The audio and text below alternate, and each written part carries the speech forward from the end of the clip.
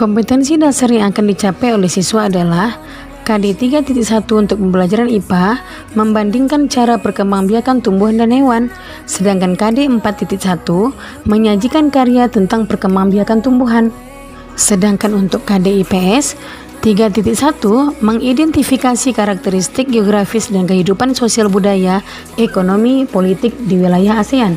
KD 4.1 menyajikan hasil identifikasi karakteristik geografis dan kehidupan sosial budaya, ekonomi, dan politik di wilayah ASEAN. Untuk KD Bahasa Indonesia 3.1 menyimpulkan informasi berdasarkan teks laporan hasil pengamatan yang didengar dan dibaca, sedangkan 4.1 menyajikan simpulan secara lisan dan tulis dari teks laporan hasil pengamatan atau wawancara yang diperkuat oleh bukti. Ini adalah tujuan pembelajaran dari tema 1, subtema 1, pembelajaran 1. Apa yang kalian ketahui tentang tanaman ini? Apa manfaatnya dalam kehidupanmu? Apa yang ingin kalian ketahui tentang tumbuhan sebagai sumber makanan? Perhatikan gambar berikut ini. Hewan dan manusia memperoleh manfaat dari tumbuhan. Manfaat tumbuhan bagi manusia antara lain, yang pertama sebagai sumber energi bagi manusia, yang kedua sumber vitamin untuk menjaga kesehatan tubuh, yang ketiga sebagai sumber oksigen untuk bernapas, yang keempat pengikat air tanah, yang kelima peneduh dan memperindah kehidupan di bumi. Apa manfaat tumbuhan bagi hewan? Nah, manfaat tumbuhan bagi hewan adalah sebagai sumber energi bagi hewan tersebut. Kemudian tumbuhan merupakan sumber bagi kehidupan manusia dan hewan. Tumbuhan adalah produsen penghasil cadangan makanan dan sumber oksigen untuk bernapas dan melindungi bumi dari sengatan sinar matahari. Beberapa hal yang akan terjadi jika tidak ada tumbuhan adalah manusia dan hewan tidak memiliki sumber makanan dan bumi akan gersang, sehingga kehidupan akan berakhir. Nah, coba kamu pahami teks tentang tanaman jagung berikut ini. Bagaimana jagung berkembang biak? Jagung merupakan salah satu tanaman yang dijadikan bahan makanan pokok di berbagai negara, salah satunya di Indonesia. Di Indonesia, penduduk Pulau Madura menjadikan jagung sebagai makanan pokoknya. Jagung merupakan salah satu tanaman penghasil karbohidrat yang sangat diperlukan oleh tubuh. Seorang petani jagung memulai pembiakan tanamannya dengan menanam biji jagung. Setelah 3-4 hari, bakal tanaman akan muncul di permukaan tanah. Tanaman jagung akan terus tumbuh menjadi besar. 3 hingga 3,5 bulan, buah jagung dapat dipanen oleh petani. Buah jagung yang berbentuk seperti tongkol pada mulanya berupa sekuntum bunga. Bunga jagung memiliki helai-helai rambut halus pada bagian ujungnya. Pada helai rambut tersebut terdapat tepung sari. Tepung sari akan terbang terbawa angin. Ketika angin bertiup, tepung sari yang terbawa angin sebagian akan jatuh di kepala putik yang terletak di bagian bawah bunga pada pohon jagung yang lain. Ketika itulah terjadi pembuahan. Setelah terjadi pembuahan, bunga jagung tersebut terus berkembang hingga menjadi buah jagung. Perkembangan itulah yang dapat diamati dari waktu ke waktu. Buah jagung akan siap dipanen ketika rambut jagung sudah berwarna kecoklatan dan bagian tongkolnya sudah mengering. Apabila buah jagung tersebut dikupas, akan memperlihatkan biji jagung yang kekuningan. Bagian yang dimakan oleh manusia adalah biji jagung. Supaya jagung selalu tersedia sebagai bahan makanan manusia, maka petani jagung harus menanam kembali sebagian biji jagung dari hasil panen. Biji jagung yang tua dapat ditanam kembali. Dari sinilah akan dimulai lagi perkembangbiakan jagung. Setelah kita membaca teks bagaimana jagung berkembang biak, maka tulislah ide pokok dan informasi penting setiap paragraf. Ibu beri contoh paragraf pertama dan paragraf kedua. Paragraf pertama, jagung merupakan salah satu tanaman yang dijadikan bahan makanan pokok di berbagai negara, salah satunya Indonesia. Paragraf kedua, jagung dikembangbiakkan dengan menanam biji. Nah, anak-anak ibu, cari ya ide pokok dan informasi penting paragraf lainnya. Berikut adalah gambar bunga lengkap yang disebut dengan perkembangbiakan generatif atau secara kawin, terjadi melalui proses penyerbukan dan pembuahan. Yang pertama, bakal biji. Yang kedua, tangkai putik, kepala putik, tangkai sari, kepala sari, mahkota, benang sari, kelopak, dan dasar bunga. Macam-macam penyerbukan. Yang pertama, penyerbukan sendiri, yaitu serbuk sari jatuh di kepala putik pada bunga yang sama. Yang kedua, penyerbukan tetangga. Serbuk sari jatuh di kepala putik pada bunga yang masih satu tumbuhan. Yang ketiga, penyerbukan silang.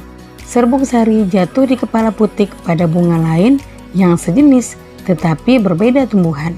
Yang keempat, penyerbukan bastar. Serbuk sari jatuh di kepala putik pada bunga yang berasal dari tumbuhan yang berbeda varietas. Itulah 4 macam penyerbukan. Bunga yang indah bukan hanya tumbuh di Indonesia. Negara-negara lain seperti negara tetangga pun memiliki bunga yang cantik. Karena kondisi geografis yang hampir sama, bunga yang tumbuh tidak jauh berbeda jenisnya. Banyak negara yang memiliki persamaan dalam kehidupan sosial dan budaya. Oleh sebab itu, mereka menggabungkan dirinya dalam suatu organisasi yang bernama ASEAN, yaitu Persatuan Negara-Negara se-Asia Tenggara. Berikut adalah 10 negara ASEAN tersebut. Indonesia, ibu kotanya Jakarta. Singapura, ibu kotanya Singapura. Kamboja, ibu kotanya Phnom Penh. Thailand, ibu kotanya Bangkok. Myanmar, ibu kotanya Naypyidaw. Laos, ibu kotanya Vientiane. Vietnam, ibu kotanya Hanoi. Malaysia, ibu kotanya Kuala Lumpur. Filipina, ibu kotanya Manila. Dan Brunei Darussalam, ibu kotanya Bandar Sri Begawan.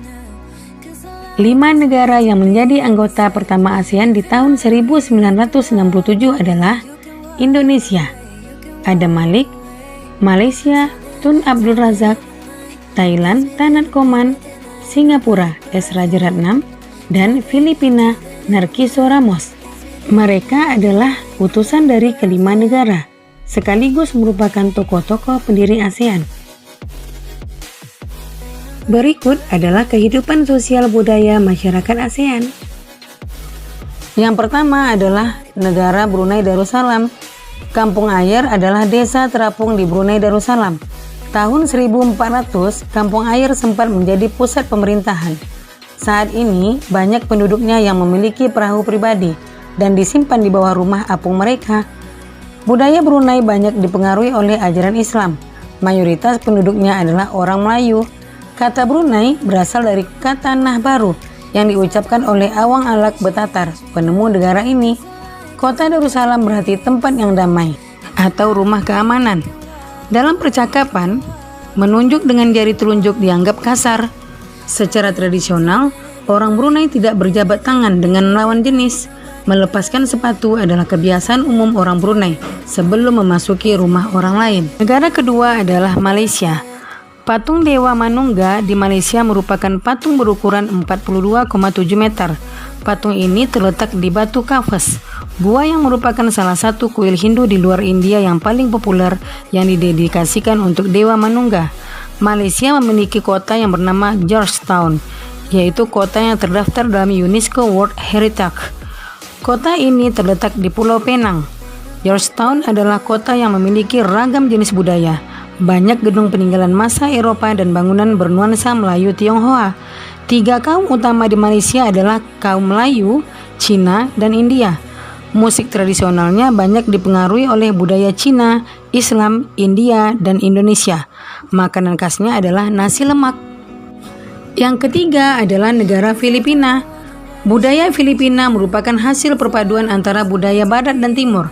Kehidupan budayanya dipengaruhi oleh budaya Melayu, Cina, dan Spanyol.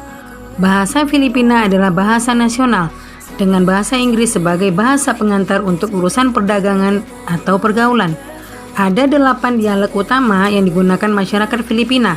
Po dan Opo adalah sebutan orang Filipina terhadap orang yang lebih tua. Mereka memanggilnya dengan menggunakan kata-kata seperti kuya, ate, monang, atau manang, yang menunjukkan rasa penghormatan. Yang keempat adalah Kamboja. Banyak candi di Kamboja terbuat dari batu. Dewa-dewa dari agama Hindu dan Buddha terukir pada tembok. Tari Apsara lahir pada 2000 tahun yang lalu. Relief tarian banyak ditemukan di bangunan-bangunan keagamaan di Kamboja.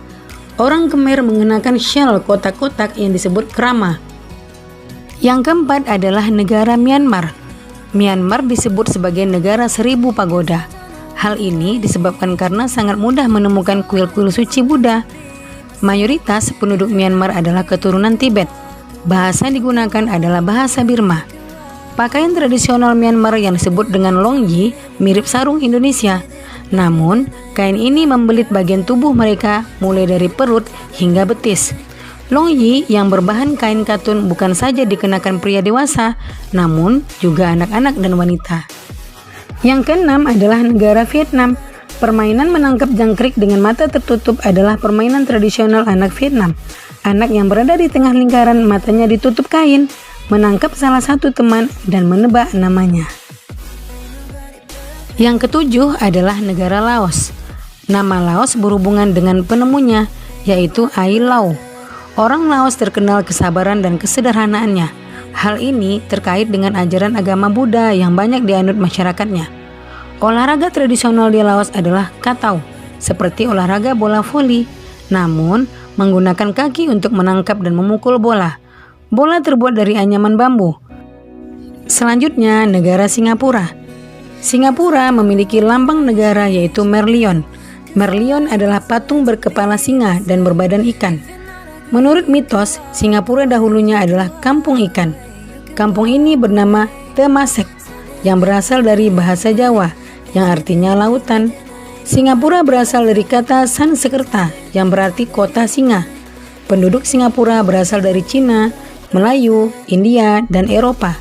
Kaum Baba adalah sebutan bagi keturunan Cina Melayu. Singapura memiliki 4 bahasa resmi, yaitu Melayu, Mandarin, Inggris, dan Tamil.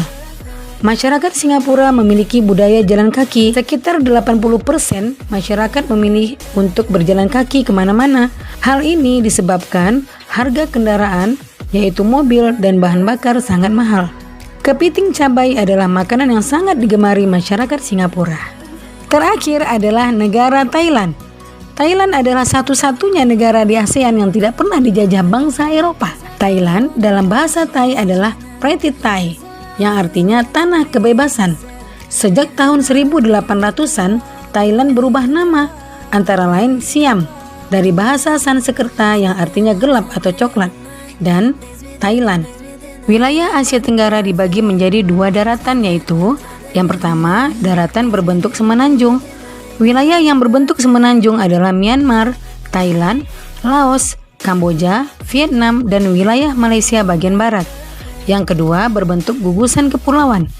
Wilayah yang berbentuk gugusan kepulauan adalah Filipina, Indonesia, wilayah Malaysia bagian timur, Singapura, dan Brunei Darussalam. Nah, sekarang tulislah pemikiranmu tentang karakteristik negara pada diagram Venn yang telah disiapkan. Perhatikan caranya berikut ini. Pertama, tentukan 2 negara yang akan kamu cari informasinya. Lebih dalam lagi, tulislah di kotak yang telah tersedia. Yang kedua, tulis masing-masing karakteristiknya di lingkaran sesuai dengan negaranya. Yang ketiga, di tengah lingkaran, kamu dapat menuliskan persamaan karakteristik yang dimiliki oleh kedua negara tersebut. Nah, ini adalah contoh karakteristik antara 2 negara, yaitu negara Indonesia dan Singapura, dalam bentuk diagram Venn. Sungguh menarik kehidupan sosial budaya penduduk negara tetangga. Kamu akan belajar lebih banyak lagi loh tentang negara-negara ASEAN.